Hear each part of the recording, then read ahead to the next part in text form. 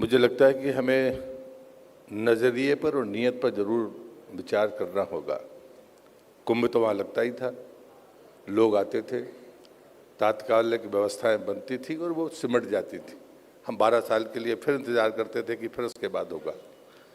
लेकिन बाबा विश्वनाथ के जीर्णोद्धार के बाद ये बात समझ में आई कि नहीं, अब इस दुविधा से बाहर आना पड़ेगा। ये हमारी सांस्कृतिक विरासत है, और जब सांस्कृतिक विरासत है तो वो सिर्फ हमारी आध्यात्मिक ऊर्जा का केंद्र तो है ही, लेकिन साथ में वो अनेक लोगों को रोजगार देने का काम करता है।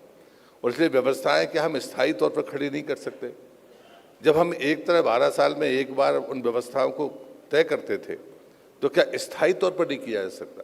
और दूसरी बात होती है कि जब पर्यटन के क्षेत्र में आप जाते हैं तो एक बड़ा सुंदर सा आंकड़ा है पूरे भारतवर्ष का। यदि आप 1 रुपया खर्च करते हैं तो मानकर चलिए कि वो 10 लोगों को रोजगार देता है, प्रत्यक्ष और अप्रत्यक्ष। तो अब हम इकोनॉमी की जब बात करते हैं, जो बात मुख्यमंत्री जी कह रहे थे, उन्होंने आंकड़ा बताया कि 1 वर्ष में हम 3000 करोड़ रुपया सरकार को उससे आय हो गई।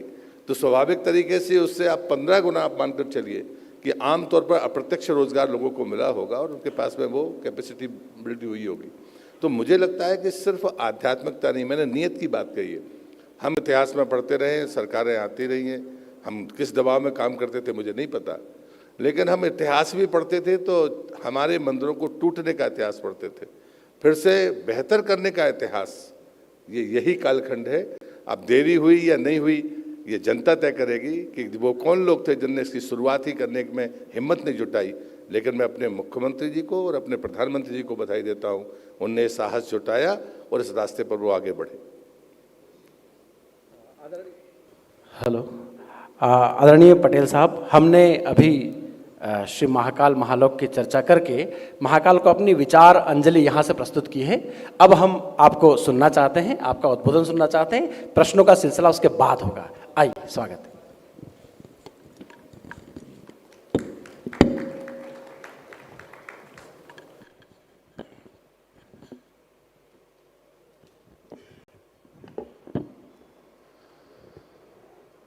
मैं सबसे पहले तो जागरण ग्रुप और नई दुनिया ग्रुप को हृदय से बधाई देता हूं। और ये सच है कि जो सार्वजनिक जीवन में काम करने वाले लोग हैं उसमें हम अगर दृढ़ता से मानते हैं लोकतांत्रिक मूल्यों में, तो पत्रकारिता जो चौथा स्तंभ है उसकी भूमिका महत्वपूर्ण भूमिका है। क्योंकि कोई चाहे या ना चाहे, लेकिन एक जनप्रतिनिधि का या जनप्रतिनिधि जहाँ पर बैठकर काम करते हैं उनके मूल्यांकन के लिए जो सबसे बेहतर प्लेटफॉर्म है, वो सबसे बेहतर प्लेटफॉर्म हमारा पत्रकारिता का क्षेत्र है। और इसलिए मैं किसी के साथ तुलना नहीं करना चाहता, लेकिन जब मैं देखता हूँ कि देश की आज़ादी से कुछ समय पहले से जो संस्था खड़ी हुई है और उसने अपने यशस्वी 76 वर्ष पूरे किए हैं, उस 76 वर्ष की उसकी जो यात्रा है, जैसे प्रधानमंत्री जी ने कहा कि देश की आज़ादी के 75 वर्ष ये अमृतकाल का वर्ष है, वो अमृतकाल आपने भी देखा और अब अमृतकाल के आगे के रास्ते पर आप शताब्दी पूरा करने के लिए चल रहे हैं। ऐसी स्थिति में मैं महसूस करता हूँ कि राष्ट्र में जिस दृष्टि के साथ, जिस संकल्पशीलता के साथ और जिस दूरदर्शिता के साथ हमें आने वाली पीढ़ी के भविष्य के बारे में सोचना चाहिए, मैं स्पष्ट तौर पर इस बात को कहने में मुझे कोई हिचक नहीं कि जागरण ग्रुप या नई दुनिया वो अपने सरोकारों में श्रेष्ठ रहा है, ये कहने में मुझे गर्व होता है।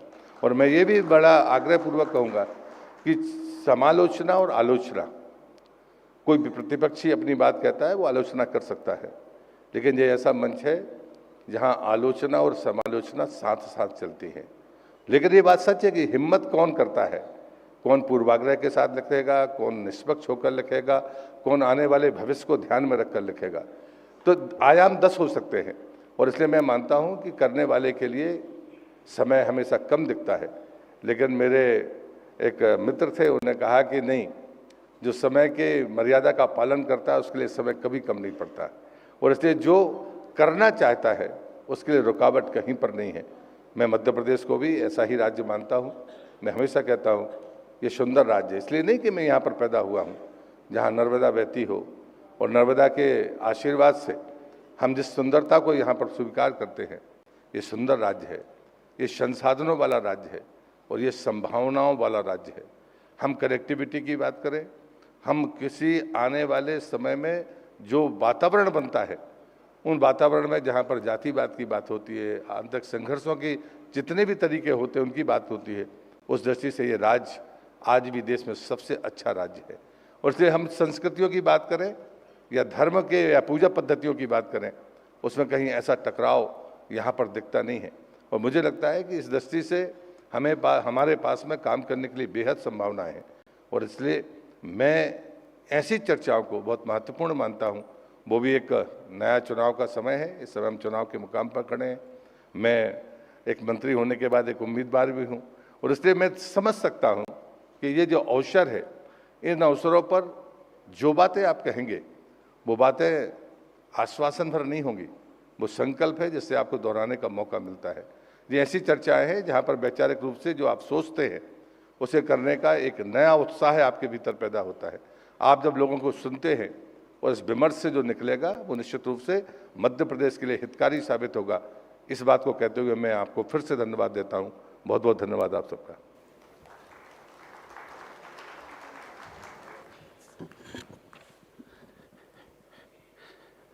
भगवान महाकाल को हमने विचार अंजलि दी और फिर आदरणीय प्रहलाद पटेल जी को सुना। आइए प्रश्नों के उस क्रम को हम आगे बढ़ाते हैं। हाल ही में मुख्यमंत्री जी ने ओंकारेश्वर में आदिगुरु शंकराचार्य जी की 108 फीट ऊंची विराट मूर्ति का अनावरण किया और पूरा भारत आनंद में डूब गया, अध्यात्म के आनंद में, अद्वैत वेदांत के आनंद में डूब गया। ये विराट प्रतिमा बनी, सरदार पटेल की भी प्रतिमा बनी है गुजरात में। तो ये जो प्रतिमाओं के मूर्तियों के बनने का दौर है, भारत में मूर्तियाँ 1947 के बाद से बनना शुरू हुई, चौराहों पर लगना और तमाम, तो वे मूर्तियाँ बनने में और अब जो मूर्तियाँ बन रही उनमें क्या अंतर है? एक दूसरा प्रश्न ये है कि क्या इतनी विराट प्रतिमाएं बनना, एक सामान्य सा सवाल अलग अलग विचारधाराओं के लोगों की ओर से आता है कि क्या प्रतिमाएं बनाना जनता के पैसे का बेजा खर्च नहीं है? ये एक प्रश्न होता है सदैव। तो इन दोनों प्रश्नों के जवाब लोग चाहते हैं। पहले प्रश्न का जवाब तो ये है कि आज दक्षिण से सनातन के खिलाफ अपनी चर्चा शुरू हो रही है, लोग कहते हैं, और देश में उस बात को लेकर विवाद है। और सिर्फ विवाद नहीं है, जिनने मूर्तियां तोड़ी उनसे ज़्यादा खतरनाक भाषा है जब आप भावनाओं को आहत करते हैं, और वो तब करते हैं जब आपको पता ही नहीं होता। और इसलिए मुझे लगता है कि आने वाली पीढ़ी को ये पता होना चाहिए कि आदिगुरु शंकराचार्य का जन्म दक्षिण में हुआ था, लेकिन इस देश को सांस्कृतिक रूप से एकजुट करने का अगर किसी महापुरुष ने काम किया तो आदिगुरु शंकराचार्य हैं। और उनकी तपस्या का सर्वाधिक समय नर्मदा के किनारे बीता, और नर्मदा के किनारे बैठकर जब उन्होंने नर्मदा अष्टक लिखा, अगर कोई नर्मदा अष्टक ध्यान से सुने तो आपको पता चलेगा कि हिमालय से निकलने वाली गंगा से ज़्यादा श्रेष्ठ बताने का काम आज से 2000 साल पहले किसी ने किया तो वो आदिगुरु शंकराचार्य ने किया। लेकिन कोई किसी भी, मैं मानता हूँ कि जितने भी मनीषी थे, मैं किसी की आलोचना नहीं कर रहा, लेकिन मुझे लगता है किसी ने हिम्मत नहीं जुटाई कि हमें उपस्थिति दर्ज करा सके कि आदिगुरु शंकराचार्य का मध्य प्रदेश से कितना गहरा संबंध था। मैं शिवनी का सांसद था, शिवनी का नाम शंकराचार्य के नाम पर पड़ा है। वहाँ आज भी मठ मंदिर है जहाँ उन्हें चतुर्मास किया था। आज आप आधेगांव चले जाइए, वहाँ पर भैरव की स्थापना स्वयं शंकराचार्य ने अपने हाथ से की है। कितने लोगों को पता है?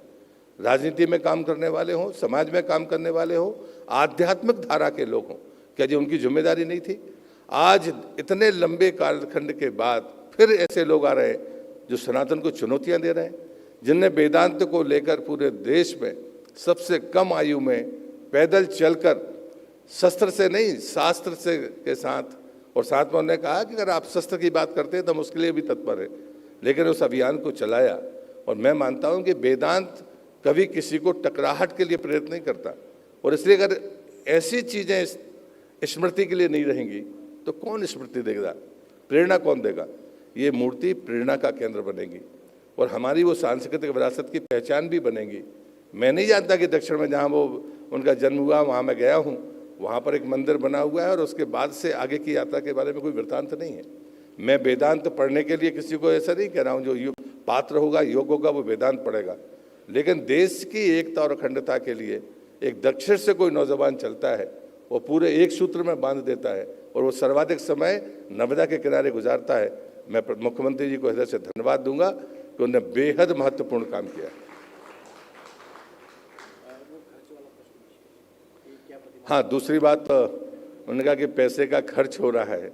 मैं मानता हूं कि मैं पर्यटन मंत्री रहा हूं देश का, इतने सारे हमारे वर्ल्ड हेरिटेज हैं और जितने हमारे तीर्थ स्थान हैं, जब सरदार पटेल की प्रतिमा बनाई गई तो जो फुटफॉल था पूरे देश में, एक वर्ष में आने वाला सर्वाधिक, जो आज भी हमारी सूची में नहीं है।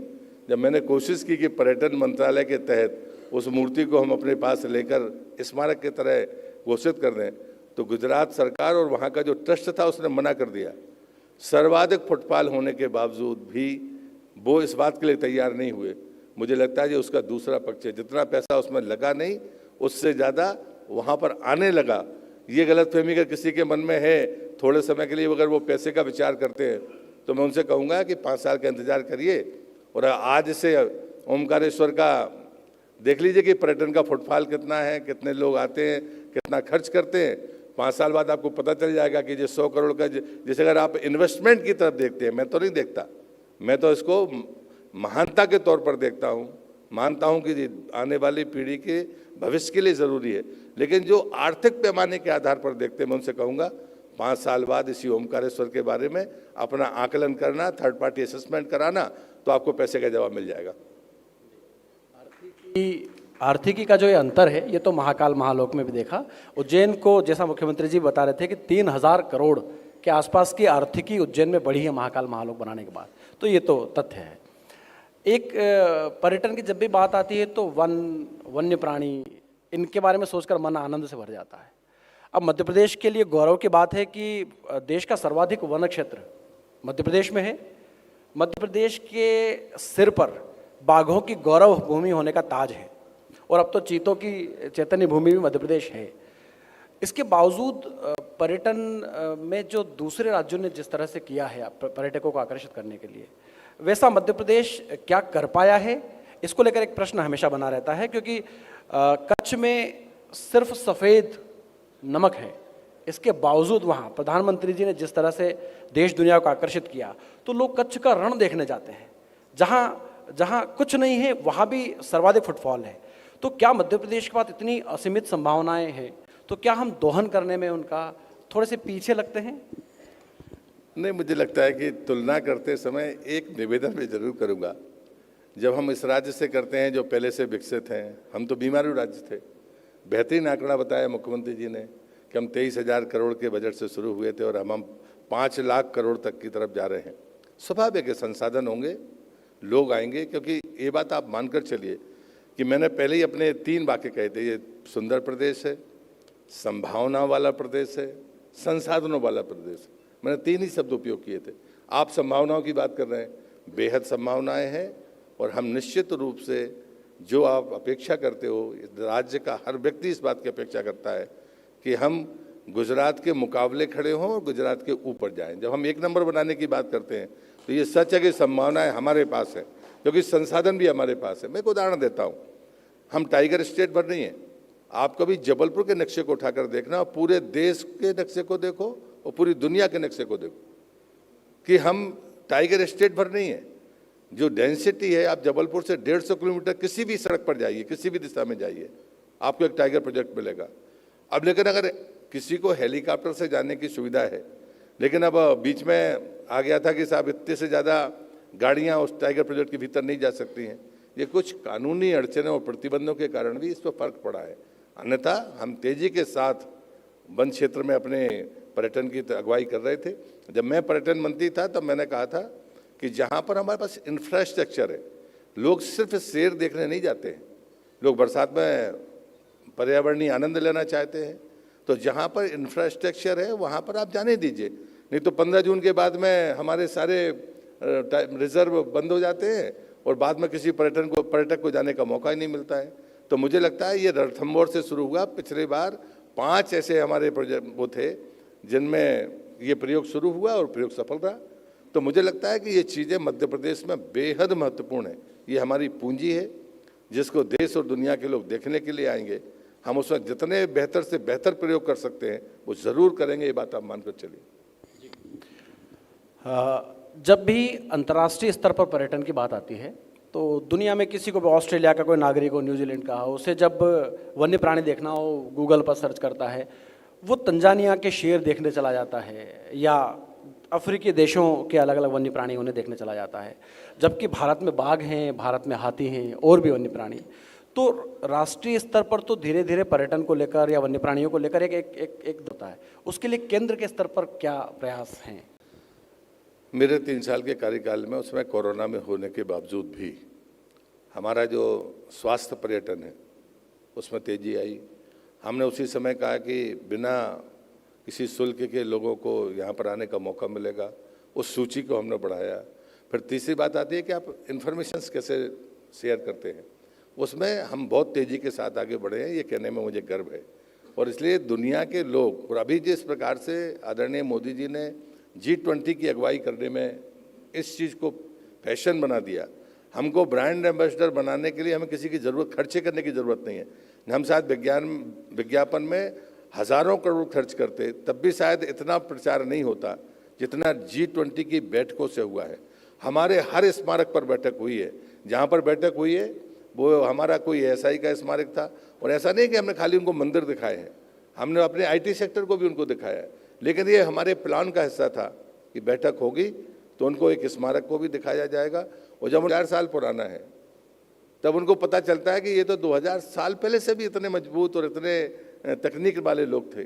तो ये जो चीज़ें हैं ये ऑलरेडी दुनिया के सामने गई हैं। और मुझे कहने में गर्व है कि आज दुनिया हमारी जीवन पद्धति, जीवन शैली, हमारे खान पान, हमारे पर्यटन स्थल, हमारी विरासतों को देखने के लिए तत्पर है। हमें अब किसी अलग से विज्ञापन की ज़रूरत पड़ेगी तो वो सरकारें करेंगी। लेकिन गर्व के साथ मैं कहता हूँ कि जो भी दुनिया का अतिथि आया उसने इस देश के सभी राज्यों में उसको जाने का मौका मिला। और ऐसा हमारा कोई राज्य नहीं था जो विरासत के बगैर हो। और इसलिए मैं मानता हूँ कि पर्यटन की दृष्टि से एक बहुत महत्वपूर्ण उछाल भारत ने स्वीकार की है। आंकड़ा एक मैं जरूर कहूँगा कि धारा 370 हटने के बाद जम्मू कश्मीर में पर्यटन का जो आंकड़ा आया है, आप कभी भी एयरपोर्ट से आंकड़ा ले लीजिए तो आपको पता चल जाएगा कि पहले 10 लाख में ही हम खुश थे, अब इस बार तो 1 करोड़ से ऊपर आंकड़ा खाली जम्मू का श्रीनगर एयरपोर्ट का है। तो मुझे लगता है कि ये जो चीज़ें हैं ये भरोसा आम आदमी में बढ़ना चाहिए, ये महत्वपूर्ण बात है। प्रधानमंत्री जी G20 के दौरान या उसके पहले भी जापान के प्रधानमंत्री को काशी ले जाते हैं, अन्य अन्य मंदिरों में ले जाते हैं, अलग अलग चैतन्य भूमियाँ जो हमारे भारतवर्ष की हैं वहाँ ले जाते हैं। कुछ लोग हैं देश में जो ये जानना पूछना चाहते हैं कि इन दिनों आगरा को लेकर आगरा में उतना सरकार क्यों नहीं जाती? एक ये शिफ्ट वैचारिक शिफ्ट है या इसके पीछे कोई अलग रणनीति है? मुझे इस बात के लिए ज़रूर क्षमा करेंगे, बल्कि मैं जब पर्यटन मंत्री था तब मैं ये बात मैंने जिम्मेदारी के साथ कही थी। दुनिया में अगर कोई पर्यटन स्थल भारत के भीतर सर्वश्रेष्ठ था तो वो खजुराहो था, और बाद में आगरा। और ये सिर्फ इसलिए नहीं कि कोई आप इसमें धर्म या बाकी चीज़ें जोड़े, आप आर्कियोलॉजी की बात करिए, आप वहाँ पर कल्चर की बात करिए, आप वहाँ पर कला की बात करिए, आप उसके विरासत की उम्र के बारे में बात करिए। विरासत का कोई एक एंगल नहीं होता कि ये धर्म के आधार पर है, विरासत के 10 एंगल होते हैं। और मैं कहता हूँ कि अगर 10 पैरामीटर हैं, जैसे वो सस्टेनेबल गोल के बारे में बात कर रहे थे, कभी भी किसी भी विरासत के बारे में नज़रिया हमारा उथला नहीं होना चाहिए। और यही बात कहकर आपने हमारे 2-2 हज़ार, 2,500 हज़ार साल पुराने मंदिरों को अनदेखा किया, उनको कभी लोगों को जाने नहीं दिया आपने। वहाँ आपके पास में विरासत के रूप में है क्या? आप 400 साल पहले के इतिहास को इतिहास मानते हैं, लेकिन 2000 साल से जो खड़ा है वो चुनौती दे रहा है, जिसमें क्षरण भी नहीं हुआ। आप कभी कल्पना करते हैं कि उन्हें कैसे पहचाना होगा, ये पत्थर कैसे होगा, कैसे तराशा होगा? आप अजंता एलोरा के उस मंदिर के बारे में पढ़ लेते हैं कि ऊपर से एक चट्टान को खोदते, नक्काशी करते करते वो नीचे तक आके मंदिर बना है। दुनिया में एकमात्र उदाहरण है कि सिर से मूर्ति बनाना या मंदिर बनाना शुरू किया हो, कैसे कहा होगा कि भाई इसके भीतर क्रैक्स नहीं होंगे, बाकी चीज़ें नहीं होंगी? आप इन चीज़ों को किस ढंग से शोकेस करना चाहते हैं? और इसलिए मुझे लगता है कि जिन लोगों ने दशकों तक ये गलती की है कि मंदिरों को सिर्फ आपने पूजा का स्थान मानकर नज़रअंदाज किया, गलती उनने की है, हमने नहीं की। आगरा का ताजमहल कब मिला है, ये इतिहास का हिस्सा है, और खजुराहो के मंदिर कब बने हैं, ये इतिहास का लिखा हुआ है। इसलिए श्रेष्ठ खजुराहो है, उसको प्राथमिकता मिलनी चाहिए थी। जब बीच में नहीं मिली, मेरे जैसा आदमी दुखी था कि यह गलत हुआ है। वो मध्य प्रदेश की धरती पर है, इसलिए मैं गौरव करता हूँ। बुंदेलखंड की धरती पर है, जिसको लोगों ने कहा कि ये तो इसलिए पहचाना जाता है कि लोग पलायन करते हैं, लोगों के पास खाने के लिए नहीं है। मैं इस बात को स्वीकार नहीं करता। बुंदेलखंड संसाधनों से भरा वीरों की भूमि है, वहाँ भिखमंगे लोग नहीं रहते हैं, वहाँ स्वाभिमानी लोग रहते हैं। और इसलिए मुझे लगता है कि जल संरचनाएँ हों, हमारे पुराने से ऐसी तुलना होनी नहीं चाहिए। और किसी के मन में ये भ्रम है तो ये उनके मन का कपट है। मैं एक संस्कृति मंत्री होकर कोई फॉर्मेट के आधार पर नहीं चल रहा हूँ, मैं विरासत के पैमाने के आधार पर कहता हूँ कि मूल्यांकन उस आधार पर होना चाहिए। आपने भारत के मन की बात कह दी। अजंता एलोरा का आपने उल्लेख किया। पूरे विश्व भर में अजंता एलोरा को जाना जाता है। अजंता एलोरा जैसा ही एक मंदिर मध्य प्रदेश में है, मंदसौर जिले में धर्मराजेश्वर, यहाँ कुछ साथियों ने देखा होगा, वह मंदिर भी ऐसा ही है कि जिसे शिखर से तराशना शुरू किया और दो हाथी एक के ऊपर एक खड़े हों, इतनी गहराई तक चट्टान को काटा गया, एक पूरा पहाड़ काट कर। लेकिन उसकी चर्चा उतनी राष्ट्रीय स्तर पर उसका प्रचार प्रसार उतना नहीं है। तो ऐसे जो अनछुए या ऐसे जो पर्यटन स्थल हैं जो इतने ही विराट संभावनाओं को लिए हुए हैं, लेकिन लोगों की नज़र में उतने नहीं, तो उसको लेकर कोई थॉट है कि योजना? नहीं, मुझे लगता है कि ये थॉट प्रोसेस गलत रास्ते पर थी। मैंने आपसे कहा ना कि शायद मेरा ये बात का राजनीतिक लगेगा आपको। हम मंदिर टूटने का इतिहास पढ़ते थे, मंदिर बनने का इतिहास अभी 2-4-5 साल से हमने सुना है। ये जो फ़र्क है, ये फ़र्क इसी आधार पर भी होता है कि बताइए कि जब दुनिया में ये तकनीक किसी के पास नहीं है तो आपने उसको शोकेस नहीं किया, बाकी को शोकेस किया। दुनिया में मैं जितना पर्यटन के बारे में समझ सका हूँ, मैं नहीं जानता कि मैं कोई डॉक्टरेट हूँ या मैं सब कुछ दुनिया में जानता हूँ, लेकिन जितनी मेरी समझ है, मैंने देखा कि दुनिया में ये विधा किसी और के पास नहीं है। मैं जब बाली गया तो बाली में भी जो मंदिर बने हैं उसमें भारतीय कारीगरों ने जाके बनाया हुआ, वहाँ के स्थानीय कारीगर नहीं थे। तो मुझे लगता है कि हम इसको भी नहीं कह पाए।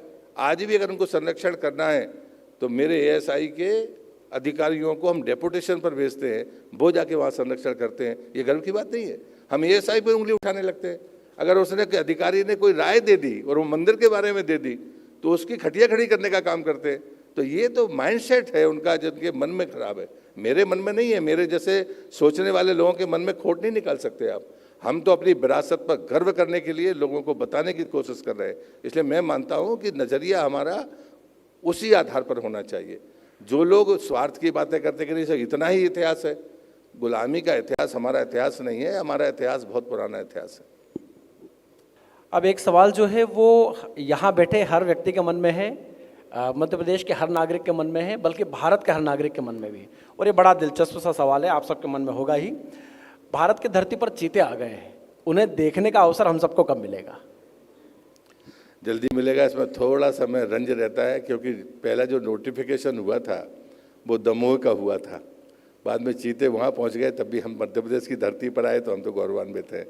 पर मुझे लगता है कि इस सत्र के बाद से हम सबको चीते देखने का अवसर मिलेगा, क्योंकि साथ में ये भी तय है कि हमने जो दूसरे नोटिफाइड एरिया है उनमें से जो भी जनरेशन आएगी वो शिफ्ट की जाएगी अगले उस पर। तो अभी हमारे पास में 2 नोटिफाइड एरिया और है जिस पर चीते जाएंगे। तो चीता स्टेट होगा मध्य प्रदेश, ऐसा मैं विश्वास करता हूँ। एक विघ्न संतोषियों का एक सवाल अक्सर उठता है, अखबारों की सुर्खियां बनता है, चैनल्स पर जिस पर डिबेट होती हैं कि चीते आए तो बड़े गौरव के साथ और खूब प्रचार प्रसार भी हुआ, लेकिन काफ़ी चीते उसमें से मारे भी गए। हालांकि जो वन्य प्राणियों से संदर्भित आंकड़े होते हैं वो बताते हैं कि ये चीता प्रोजेक्ट सफल है, क्योंकि डेमोग्राफिक शिफ्ट में प्रजातियों को एडजस्ट करने में मुश्किल आती ही है। लेकिन फिर भी उन विघ्न संतोषियों का एक प्रश्न होता है, तो उनको आप क्या जवाब देंगे? मुझे लगता है कि जो भी टाइगर या जो बिल्ली प्रजाति के लोगों के बारे में समझ रखने वाले लोग हैं वो जानते हैं कि फर्स्ट जनरेशन का सर्वाइवल कठिन होता है।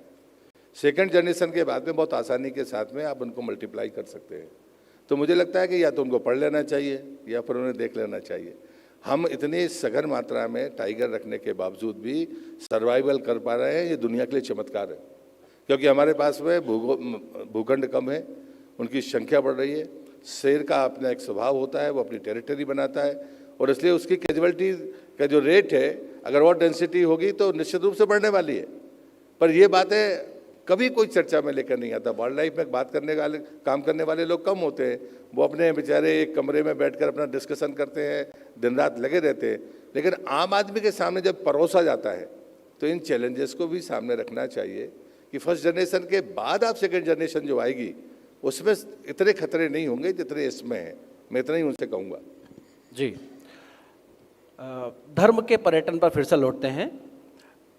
मध्य प्रदेश के बाद नर्मदा जैसी सदा नीरा नदी है और भी कई अथाह जलराशि वाली नदियाँ हैं, लेकिन फिर भी ऐसा होता है कि किसी को राफ्टिंग करना हो तो लोग ऋषिकेश की बुकिंग करवाते हैं, या जल पर्यटन, जल क्रीड़ा करना हो तो लोग अन्य राज्यों की ओर रुख करते हैं। तो क्या आपको लगता है कि मध्य प्रदेश अपनी जो जल पर्यटन की संभावनाएं हैं उनको भांपने में, आंकने में या तो थोड़ा लेट हो रहा है या चूक गया है? क्योंकि हनुवंतिया के अलावा जल पर्यटन को लेकर कुछ बड़ा विराट दिखाई नहीं देता। नहीं, मैं इसको लेट तो नहीं मानता, लेकिन अगर मुझे नाव चलानी है या उससे थोड़ा क्रूज चलाना है, मेरे समय क्रूज की बात हुई थी कि जब बेक वाटर है सरदार सरोवर का, वहाँ से क्रूज चलेगा बड़वानी से और जाकर सरदार सरोवर की मूर्ति तक चला जाएगा। प्रोजेक्ट तैयार हो गया, बाकी चीज़ें भी सर्वाइव कर रही हैं कि हाँ हो सकता है। लेकिन जब आपके पास में संसाधन नहीं होते हैं और हर बार सरकार पर जब आश्रित होती है, मुझे लगता है ये ठीक नहीं। मैं फूड प्रोसेसिंग मिनिस्टर हूँ। कभी भी फूड प्रोसेसिंग के क्षेत्र में सरकार कुछ नहीं करती, सरकार सिर्फ पैसा देती है। हमारे जो लोग हैं, पहले इसी पर शंका थी कि साहब ये कुतर्क शुरू हो जाता है कि साहब वो तो व्यापारियों को पैसा बांटती रहती है सरकार। अब ये कहने वाले लोग क्या सच कह रहे हैं? क्या ये देश का नुकसान नहीं कर रहे हैं? अगर कोई काम कर रहा है, आपको सिर्फ डोमेस्टिक तरीके से डिमांड्स को पूरा नहीं करना है, आपको दुनिया की डिमांड पूरी करनी है। जब मैंने आपसे कहा था कि भारतीय खान पान की तरफ भी दुनिया का इंटरेस्ट बढ़ा है, मुझे नहीं पता कि देश के कितने लोगों को पता है। हमारा पारंपरिक भोजन आज दुनिया में सबसे ज़्यादा पसंद किया जा रहा है। जो बीमारियां हमारे सामने आई हैं खुलकर, शुगर की हो या आपका हार्ट से संबंधित हो, हमारे खान पान का परिणाम है। लेकिन जो पहले हमारा खान पान था मिलेट्स का, जिसको हम सीरियन कहते हैं या कोई अपना मोटा अनाज कहता है, आज भी हम जहाँ पानी पहुँचता है कैश क्रॉप के अलावा कुछ भी लगाने तैयार नहीं। जैसे ही पानी पहुँचेगा खेत में, वो या तो धान लगाएगा या तो गेहूँ लगाएगा या गन्ना लगाएगा। मैं बड़ी विनम्रता से कहता हूँ कि पूरी आज उस सब के बावजूद भी हम दुनिया में 40% सीरियन हम पैदा कर रहे हैं और हमने अपने स्वास्थ्य को बिगाड़कर, और इस देश में जबकि 1950 में मैं जल शक्ति मंत्री भी हूँ, 1950 का सर्वे है कि आज़ादी के 3 साल बाद आपके पास सर्वे आ गया था कि आपकी आबादी दुनिया की आबादी का 18% भारत में रहते हैं और पीने का मीठा पानी 5% आपके पास। उसके बावजूद भी आप दशकों तक किस रास्ते पर जाते रहे? आज जिन फसलों को आप स्वीकार कर रहे हैं, अगर 1 लीटर में मिलेट्स पकता है तो गेहूं 28 लीटर में, धान 42 लीटर में, गन्ना उससे ज़्यादा। हम पानी बेच रहे हैं। तो मुझे लगता है कि हमें कई बार लालच के साथ बहुत तेज़ी से आगे सबको मिलकर बढ़ना है, तो ये आने वाली पीढ़ी के लिए चैलेंज बढ़ाएगी। और इसलिए नर्मदा को मैं कम से कम, मैं नर्मदा का परिक्रमावासी हूँ, मैं बायोडाइवर्सिटी उसके किनारे है, प्लांट वेराइटीज उसके किनारे है, वो किसी बर्फ़ से नहीं, पहाड़ से नहीं निकलती है, सतपुड़ा और विंध्याचल के स्रोतों से पल्वरित होती है। लेकिन उसके बाद भी मध्य प्रदेश सरकार ने पुनासा में जो पर्यटन स्थल बनाया, वो राफ्टिंग के लिए तो नहीं है लेकिन बोट के लिए तो है। और राफ्टिंग के लिए नर्मदा का जो स्वरूप है वो बदला नहीं जाना चाहिए, ये धारणा मध्य प्रदेश की रही है। लेकिन अभी भी ऐसी साइट्स हैं जहाँ बेहतर तरीके से हो सकता है। और जब मैं प्लांट वेराइटीज़ की बात करता हूँ तो जो हमने उसमें से जीव विविधता नुकसान ख़त्म की है, वो उसको हमें फिर से पुनर्जीवित करने की ज़रूरत मैं तो मानता हूँ। श्री अन्न को लेकर आपने बड़ी मीठी से बात छेड़ी। बाजार का एक सिद्धांत है कि अगर मांग क्रिएट की जाए तो उसका एक बाज़ार खड़ा हो जाता है। प्रधानमंत्री जी ने मोटे अन्न को हृदय से लगाकर भारत में और भारत के बाहर भी श्री अन्न को लेकर एक बाजार, एक चर्चा, एक मांग रच दी है, क्रिएट कर दी है। लेकिन अभी क्या हमारे खेत, क्या हमारे किसान श्री अन्न की इस जो विराट क्रांति दिख रही है आने वाले समय में, इससे जुड़ पा रहे हैं? जैसे गांव का कोई मांगेलाल, क्या उस तक वो बात पहुंच रही है जो जो राष्ट्रीय स्तर पर चर्चाओं में है? हाँ, निश्चित रूप से पहुंच रही है। मैंने डिंडोरी, मंडला जैसे जिलों में इस परिवर्तन को अपनी आंख से देखा है। लेकिन मैं, आपने चूंकि चर्चा की, इसलिए मैं प्रधानमंत्री का जरूर धन्यवाद करूंगा। जब सबसे पहले दुबई में दुनिया के लोग बैठे तो सबसे पहले श्री अन्न की बात 2016 में प्रधानमंत्री ने कही कि मिलेट्स के बगैर हम आने वाले जीवन में स्वस्थ जीवन की कल्पना नहीं कर सकते। किसी ने नहीं सुना। वो लौटकर वापस आए और यहाँ उन्हें फिर से भारत को मिलेट्स ईयर घोषित कर दिया 2018। और उसके बाद में वहाँ वो रुके नहीं, 2019 में फिर सरकार में आए, उन्हें दुनिया के प्लेटफॉर्म पर फिर कहा और दुनिया ने फिर उसको 2021 को मिलेट्स ईयर घोषित कर दिया, पूरी दुनिया ने। मुझे लगता है हमें इन बातों को समझना होगा कि मार्केटिंग नहीं है ये, जो चीज़ आपके पास में है और वास्तव में अच्छी है, जो दुनिया, अब हमारे पास शांति है लेकिन हम बांट तो नहीं पा रहे, क्योंकि यहीं से टांग खिंचाई शुरू है। कोई सनातन के खिलाफ बोल रहा है, कोई अमीर साधु संतों के खिलाफ बोल रहा है, आपको पता नहीं है और आप अब टिप्पणियाँ यहीं कर रहे हो। पूरी दुनिया उससे आकर्षित हो रही है। सबको शांति चाहिए, किसी को ये तो नहीं चाहिए, लेकिन कहने की हिम्मत प्रधानमंत्री ने जुटाई है। लेकिन उसके पीछे क्या? मैं जब कहता हूँ कि कोरोना के समय, मैं उस समय भी मंत्री था, सबसे बुरा हाल होटल्स का था, मैं पर्यटन मंत्री था, लेकिन मैं जाकर होटल में रुकता था जबकि कोरोना था, क्योंकि मैं उस विभाग का मंत्री था जब मेरे प्राइम मिनिस्टर ने कहा। लेकिन उसमें साथ में उन्होंने ये भी कहा कि हमारी कल्चर क्या है। हमारी कल्चर है, मैं परिक्रमा में भिक्षा मांग के खाता था, तो वो कह गए हमारे पुरखे कि भाई भूखा सामने देखे और 2 रोटी हो तो एक उसको देना, एक से काम चलाना। कोरोना में हमने ये करके दिखाया और उसी का परिणाम है कि आज 150 देश आंख बंद करके 1 साल तक इंतजार करते रहे कि वैक्सीन सिर्फ भारत की लेंगे, बाकी किसी देश की हम नहीं लेंगे। तो ये भरोसा जीतना, ये सिर्फ मार्केटिंग नहीं है, ये आपके भीतर की ताकत है कि आपकी ज़रूरत होने के बावजूद भी आपने 150 देशों को दवाइयाँ पहुँचाई, ताकतवर अमेरिका को भी दी और ब्राज़ील को भी दी। तो ये जो ताकत है, ये मार्केटिंग नहीं है साहब, ये हमारी सांस्कृतिक विरासत की सामर्थ्य है, हमारा नैतिक बल है जो दुनिया में हमारा परचम फहरा रहा है। आपने परिक्रमा शब्द बोल के मध्य प्रदेश के मन पर, मध्य प्रदेश के आध्यात्मिक मन पर एक दस्तक दे दी। तो परिक्रमा से जुड़ा ही एक प्रश्न, आपने तो परिक्रमा की ही है, जो साथी नहीं जानते हैं उन्हें ब्रीफ में बताएं कि परिक्रमा वो परिक्रमा है जो माँ नर्मदा की पैदल पैदल यात्रा की जाती है। एक अद्भुत परिक्रमा, भारतवर्ष में ऐसी उदात्त परिक्रमाएं बहुत कम होती हैं। उत्तराखंड ने अपनी परिक्रमाओं को, अपनी धर्म यात्राओं को बहुत अच्छी तरह जन जन तक पहुँचाया है। लोग बद्रीनाथ की, केदारनाथ की यात्राएँ करते हैं। परिक्रमा की यात्रा करने भी कई लोग अन्य राज्यों से भी आते हैं, किंतु फिर भी परिक्रमा का, नर्मदा की परिक्रमा का वो वैभव, वो जो चर्चा राष्ट्रीय स्तर पर होना चाहिए कि असम में बैठा कोई आदमी, मणिपुर में बैठा कोई व्यक्ति या केरल में बैठा कोई व्यक्ति भी जब मन में हुक उठे कि धर्म, अध्यात्म और प्रकृति के बीच तालमेल बनाते हुए अपने मन को एकांतिक वास में ले चलूं, तो सबसे पहले उसके पास एक विकल्प जो होना चाहिए वो परिक्रमा नर्मदा के होना चाहिए। तो इसके लिए राष्ट्रीय संदर्भ में इसको गौरवशाली बनाने के लिए कोई थॉट, कोई विचार मन में? मुझे लगता है कि परिक्रमा के उद्देश्य को पहले समझ लेना चाहिए। मेरे आराध्य परम पूज्य शिवासी जी ने मुझसे कहा था, नर का मद हरने वाली माँ नर्मदा, जिसके मन में अहंकार इतना हो जाए कि कहीं उसको रास्ता ना मिले, वो नर्मदा के किनारे जाए। तो इस परिक्रमा में वैभव नहीं हो सकता, वैभव छोड़ने का मार्ग है परिक्रमा, नर्मदा की परिक्रमा। आपको भिक्षा लेकर खाना है।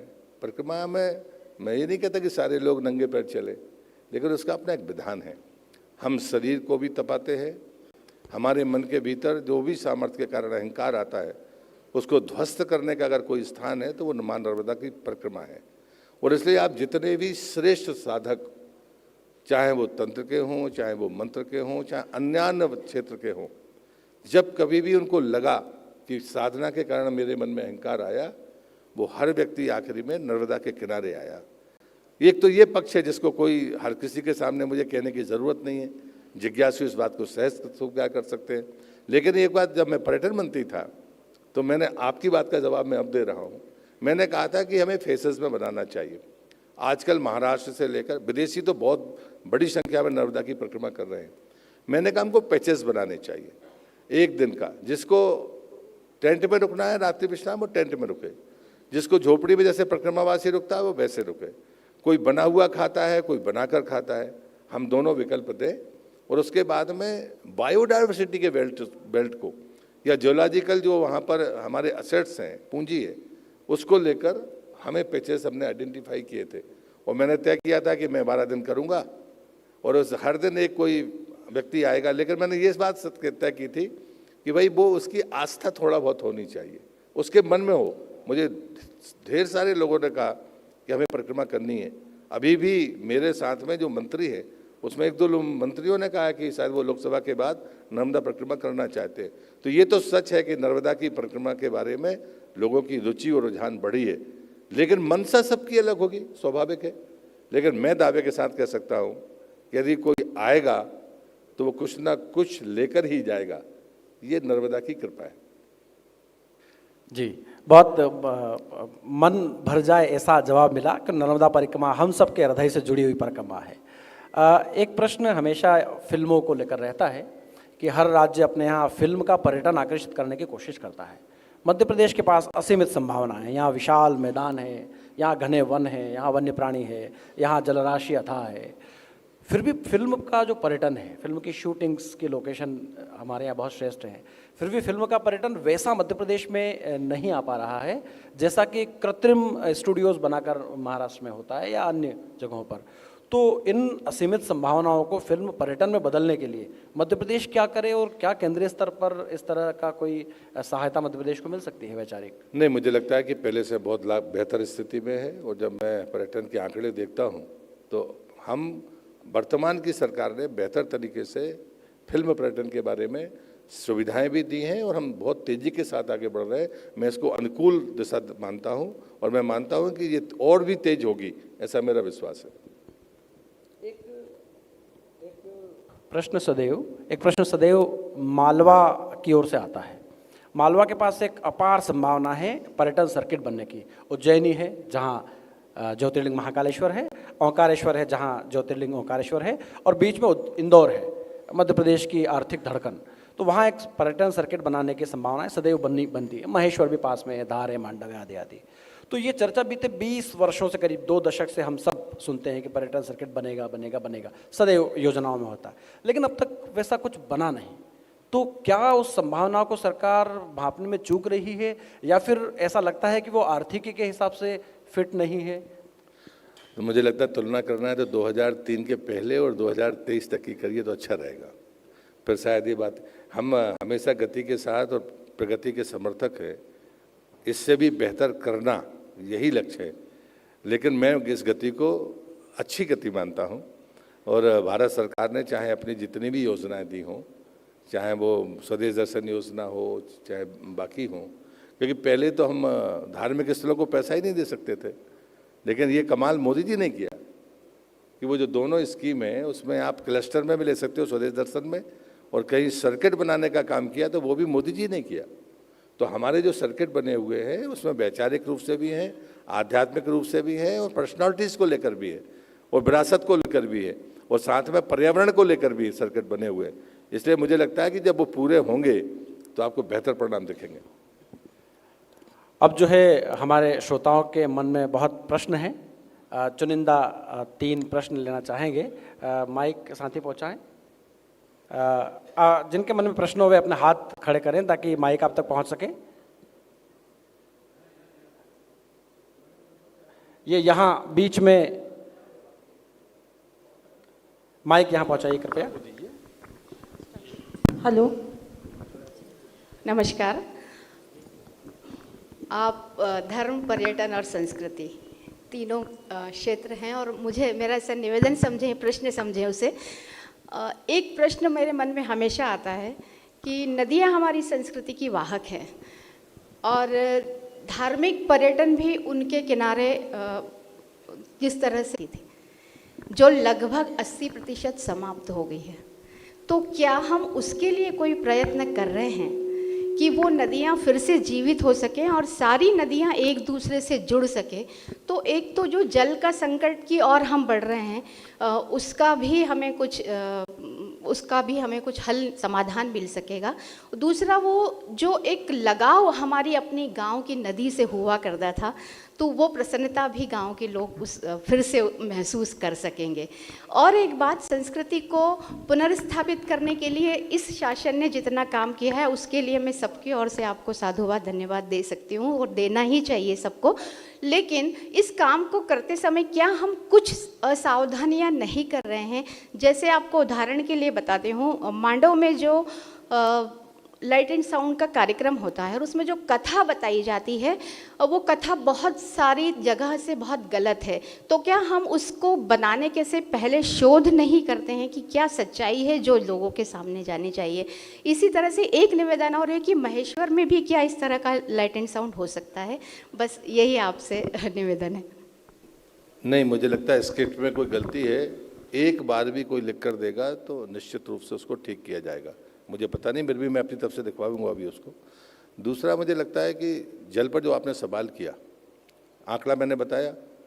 आप देखिए, आज़ादी से लेकर अब तक या तो अटल बिहारी वाजपेयी जी ने कहा कि नदी जोड़े बगैर भविष्य को या खेत के पानी की प्यास नहीं बुझाई जा सकती, लेकिन काम नहीं हुआ। ऐसा नहीं है कि हमारे पास में सर्वे नहीं थे, हमारे पास में पूरे देश में लगभग 27 डेफिसिट और सरप्लस बेसन को जोड़ने के बिल्कुल सर्वे मौजूद हैं। 5 को पिछली बार हमने बजट में रखा, लेकिन समस्या है कि कैन बेतवा ही परवान चढ़ सका, और शायद 2-4 दिन में उसका भूमि पूजन भी हो जाएगा। पैसा तो हमने 44,000 करोड़ पहले ही से इकट्ठा उस पर रख दिया है। लेकिन जितनी भी नदी जोड़ों परियोजनाएं हैं वो 2, 3 और 5 राज्यों को मिलाकर है। एक महाराष्ट्र को वेस्टर्न घाट को छोड़ दे तो सारी योजनाएं मल्टी स्टेट योजनाएं हैं। केंद्र ने यही कहा कि आप सहमति बनाइए, पैसा देने के लिए हम तैयार हैं। सहमति बन पाई तो सिर्फ उत्तर प्रदेश और मध्य प्रदेश में बन पाई, बाकी 4 जगह पर नहीं बन पाई। बजट में होने के बावजूद भी रिपोर्ट हमारे पास है, पैसा हमारे पास है, लेकिन सहमति तो चाहिए। दूसरा, जो आपने छोटे नदी और नाले की बात कही है, मैं इस बात का समर्थक हूँ कि पर्यटन क्षेत्र बना उन्हीं के किनारे ही पनपते हैं, लेकिन उसकी स्वच्छता की चिंता करना, ये समन्वय बनाकर अगर हम नहीं रखेंगे तो भारत की पहचान नहीं रहेगी, वो आत्मीयता नहीं होगी। आपने कहा कि उससे लगाव बना रहे, गांव से लगाव बना रहे तो नदी से भी लगाव बना रहेगा। पढ़ने लिखने के बाद हम गांव वापस जाने के लिए तैयार नहीं हैं। कहीं ना कहीं ये जो बीच का कालखंड रहा है, जहां हमको लग्जरी लाइफ दिखाकर आदत हमने खराब अचानक नहीं कर ली है, लेकिन हम उसके बाद भी कोरोना ने हमको सिखाया कि हम लौट के वापस घर जाएं, लेकिन मुझे लगता है कि वो भी मरघट ज्ञान साबित हुआ है। लोग फिर से धीरे धीरे वापस जा रहे हैं। लेकिन अगर साल में एक बार कोई पढ़ा लिखा सामर्थ्यवान व्यक्ति वापस जाए और CSR के शब्दों का अगर हम इस्तेमाल ना करें, धार्मिक भावों से अगर करने लगे, तो नदी और गांव दोनों से संबंध हमारा खत्म नहीं होगा और हम मूल स्थिति को बरकरार रखने में सफल होंगे। कोई और विद्वज्जन जो अपना सवाल पूछ जी, यहाँ माइक पहुँचाइए प्लीज़, वो पीछे आपके।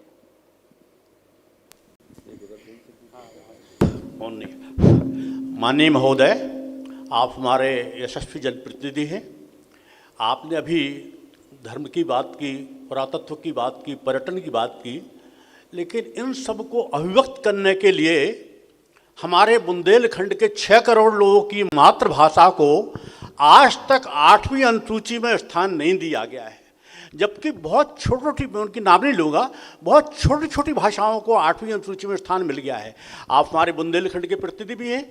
हम चाहते हैं कि 6 करोड़ लोगों की बुंदेली भाषा को, जो आज़ादी की अमृत भाषा है, पर्यटन की भाषा है, उसको 8वीं अनुसूची में स्थान दिलाने के लिए आप क्या प्रयास कर रहे हैं?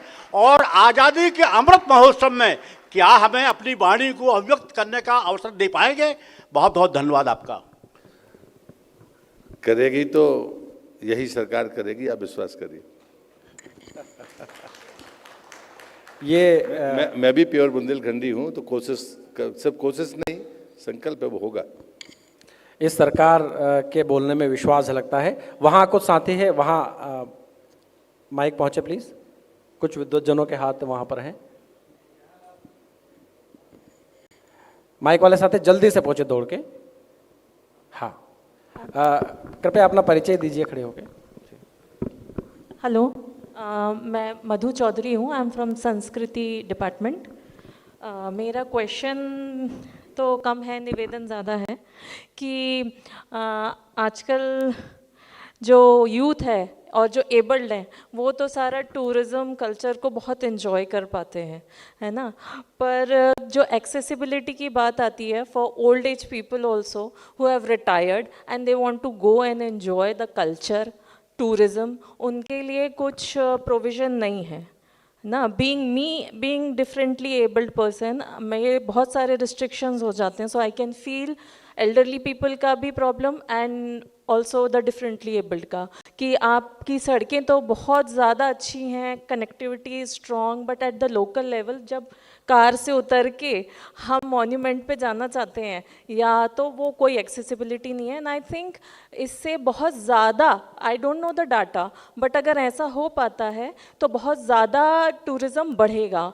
जैसे कि मैं ताज में आने के लिए मैंने नहीं सोचा कि मेरी एक्सेसिबिलिटी हो पाएगी कि नहीं, लेकिन अगर मैं कोई पर्यटन स्थल पे जाना चाहती हूँ तो मुझे पूरा दिमाग सिर्फ इसी में लगाना पड़ेगा, will I be able to go there. तो मुझे लगता है या तो जानकारी का अभाव है। मैं अपने समय की बताता हूँ कि पहले किसी भी स्मारक पर रैंप नहीं होते थे। व्हील चेयर ले जाना है तो रैंप नहीं होते थे। अब देश का एक भी स्मारक ऐसा नहीं है एएसआई का जिस पर रैंप ना हो। दूसरा, एक बार मैं ताजमहल गया, एक माँ अपने बेटे को दूध पिला रही थी तो उसको बाजू में जाना पड़ा और मैं गेट से घुसा तो बाएं तरफ एक वीआईपी वो था जहाँ पर उनके लिए टॉयलेट था, बाकी पूरे प्राइमेसेस में टॉयलेट नहीं था। और उन्होंने कहा कि साहब एएसआई का नियम है कि यहाँ कंस्ट्रक्शन नहीं हो सकता। तो मैंने कहा ये वीआईपी के लिए मतलब मेरे लिए बना है। मैंने उसी दिन कि बच्चा अगर माँ के साथ है तो इस टॉयलेट का यूज़ वीआईपी नहीं करेगा, उसको बनाना आप अलग बनाइए। लेकिन उसी दिन से ताजमहल में और बाद में मैंने कहा कि जितने भी हमारे मॉन्यूमेंट हैं और जहाँ ये सुविधा नहीं है कि माँ बच्चे को दूध पिला सके, ये सुविधा अगर आप नहीं दे पाए तो कोई 4 घंटे कैसे घूमेगा। तो मुझे लगता है कि अगर कोई रिक्वायरमेंट और भी है तो आप बता सकते हैं। लेकिन हम लोगों ने जो आइडेंटिफाई की थी कि भाई व्हील चेयर कम से कम जाना चाहिए अंदर। आज की तारीख में मैं कह सकता हूं कि एएसआई के जितने भी मॉन्यूमेंट हैं उन सब में व्हील चेयर आसानी के साथ जा सकती है, वहाँ रैंप मौजूद है। ये यहाँ एक विद्वज्जन है, माइक अपना यहाँ पहुँचाइए जल्दी से। जी, अंतिम 2 प्रश्न हैं, ये एक और एक इसके ठीक बाद एक प्रश्न और होगा। माननीय मंत्री जी नमस्कार। मेरे 2 प्रश्न हैं। एक तो प्रश्न यह है कि फिल्मों की जैसे भी बात चली, हमारा मध्य प्रदेश प्राकृतिक सौंदर्य में, वन पर्वत सौंदर्य में काफ़ी समृद्ध है। बहुत अच्छे इधर ऐसे स्पॉट हैं जहाँ लोग शूटिंग करने के लिए आते हैं और चले जाते हैं। ऐसी कोई कार्य योजना है क्या कि आगे चल के, जैसे उत्तर प्रदेश में बड़े बृहद पैमाने पर नोएडा में बनाई जा रही है जिसमें सब्सिडी का प्रावधान है फिल्म वालों के लिए और काफ़ी कुछ सुविधाएं दी जा रही हैं, ताकि यहाँ हम अपने प्राकृतिक जितने संसाधन हैं उनका दोहन कर सकें, लोगों को रोजगार मिल सके। और फिल्म के दूसरा प्रश्न माननीय जी यह है, एक ही पूछो ना साहब जी बस छोटा सा है, 5 प्रश्न पूछ रहे छोटा सा है कि हमारे यहाँ ब्रीफ में हाँ ब्रीफ में, बिल्कुल ब्रीफ में, कि मंदिर, बड़े बड़े मंदिरों में आमदनी है, सरकार के हाथ में व्यवस्था है, कई देहातों में छोटे छोटे मंदिर जीर्णोद्धार का इंतजार कर रहे हैं। क्या उस फंड को यहाँ लाके समान रूप से सब मंदिरों का जीर्णोद्धार कराकर छोटे छोटे पर्यटन का डिसेंट्रलाइजेशन नहीं किया जा सकता क्या? इससे लोगों को, गांव के लोगों को भी रोजगार मिलेगा। आपका सुझाव अच्छा है और उसमें और कभी हो नहीं सकता था, अभी होने वाला है, चिंता मत करिए। धन्यवाद। ये यहाँ एक स्त्री शक्ति हैं, सवाल पूछना चाहते हैं। जब संसद भी नारी शक्ति का वंदन कर रही है तो हम उनसे भी, हाँ तब वे विद्वज्जन बोल दें और फिर। हाँ साहब नमस्कार। मैं साहब रेलवे से रिटायर हूँ और आपसे निवेदन है कि ओरछा के डेवलपमेंट के बारे में कोई रूपरेखा है क्या? आप कब से नहीं गए? हम साहब करीब करीब हर 2 महीने में जाते हैं। तो फिर आपको चेंज दिख ही रहा होगा। नहीं, चेंज दिख रहा है पर बहुत अच्छा चेंज नहीं हुआ। अभी मुख्यमंत्री जी बोलकर गए हैं वहाँ पर राम राजा जी का लोक बनने वाला, राम राजा का वो तो बुंदेलखंड का अयोध्या है बनने वाला। ठीक है सर, धन्यवाद जी। नमस्ते भैया, मेरा नाम डॉक्टर प्रियंका मोक्षमार है और मैं एक एंटरप्रेन्योर हूँ। मुझे ऐसा लगता है, मेरी 2 बेटियां हैं और जब हम बच्चों की बात करते हैं और धर्म और संस्कृति की बात करते हैं तो सोशल मीडिया आजकल बहुत ज़्यादा अप्रोचेबल है बच्चों तक। और बहुत सारे कोरियन कल्चर तो बच्चे जान रहे हैं, उनके गाने सुन रहे हैं। हमारे धर्म, हमारी संस्कृति सोशल मीडिया पर अवेलेबल नहीं है जिस स्पीड में और जिस कंटेंट और लेवल पर होना चाहिए। तो क्या आप लोग उस पर कोई पॉलिसी बना रहे हैं जैसे दूसरे देशों में है कि क्या बच्चों तक पहुंचेगा और क्या नहीं पहुंचेगा, इस पे कोई रिस्ट्रिक्शन या ऑब्स्ट्रक्शन लग सके ताकि उनको ये चीज़ पहुंचे? 2 हिस्से हैं आपके प्रश्न के। पहले वाले में तो मुख्यमंत्री जी ने भी चिंता व्यक्त की है। दूसरे, आप उपलब्धता की बात कर रहे हैं। हमारे पास में पर्याप्त मात्रा में उपलब्ध हैं। आप चाहे आकाशवाणी हो, चाहे दूरदर्शन हो, कल्चर डिपार्टमेंट में संगीत नाटक अकादमी हो, साहित्य अकादमी हो, सब तरफ भंडार भरा पड़ा है। हमने ये भी तय किया है कि यदि हमारे पास में कोई भी, मतलब चाहे आप मैन्युस्क्रिप्ट से लेके संगीत, गायन, वादन, सब कुछ उपलब्ध है। और मुझे लगता है आप साइट पे जाइए, आपके पास में भंडार वहाँ से कम नहीं हो सकता।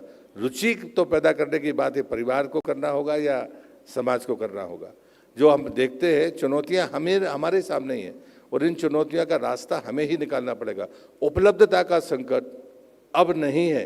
और अगर आपकी रुचि हो कि कोई ये चीज़ रह गई है, आप बताइए। मैं दावे से कहता हूँ, भले मैं उस विभाग का मंत्री नहीं हूँ, लेकिन वो 24 घंटे में हो जाएगा, मैं दावा करता हूँ आपसे।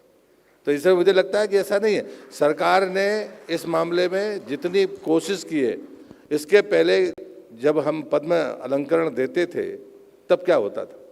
और इसे ऐसा ये सच है, कोई चीज़ जानकारी में नहीं होगी, लेकिन निचले स्तर पर हमारी लोक परंपराओं से लेकर लोक संगीत तक उस सब को भी रिकॉर्ड करके अब सुनने वालों की रुचि, ये मुझे लगता है कि इस सब में हम सबको मिलकर प्रयास करना होगा। जी, बहुत बहुत धन्यवाद। बहुत धन्यवाद आप सबको। ये एक ऐसा सत्र रहा जिसमें आपके मन का प्रत्येक प्रश्न आया और आपके मन का प्रत्येक जवाब मिला।